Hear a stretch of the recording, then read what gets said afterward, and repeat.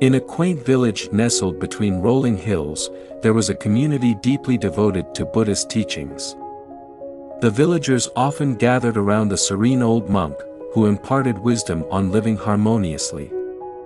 Despite their devotion, misunderstandings about these teachings were common. One day, a wealthy merchant named Danika moved to the village. Eager to enhance his reputation, he began to visit the old monk regularly, hoping to gain spiritual favor.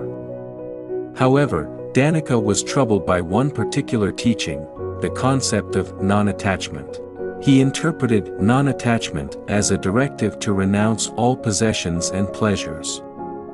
Believing he must sell everything he owned, Danika liquidated his vast fortune and distributed the money among the villagers.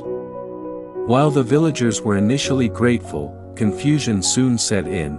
The village elder, Mita, was puzzled by Danika's actions. "Danika, why did you give away all your wealth?" she asked. "I am following the Buddha's teachings on non-attachment," Danika explained.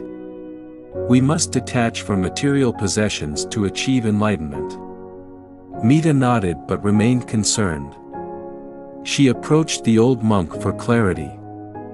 The monk smiled gently and said, "Non-attachment does not mean abandoning everything. It means not being governed by our desires or possessions. It's about cultivating a mind that remains calm and balanced regardless of external circumstances." Realizing the misunderstanding, Mita sought to convey this to Danika. However, Danika, who had already given away his wealth, was now struggling to adapt to his new life. He found himself anxious and regretful, having mistakenly believed that his sacrifices would instantly lead him to enlightenment. Mita, understanding Danika's plight, encouraged him to reflect on his actions with a balanced perspective. The goal is not to renounce everything but to practice moderation and wisdom.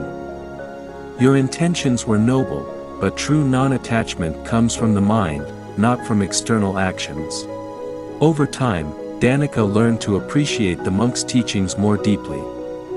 He found contentment in understanding that non-attachment was about inner peace rather than the mere act of giving away material wealth. He began to use his remaining resources wisely, helping others without clinging to the outcome or letting his wealth define him. The village soon saw a transformation in Danika, who, while living a simpler life, embraced the teachings of mindfulness and compassion with renewed clarity. The misunderstanding had led him to a deeper, more genuine practice of Buddhism.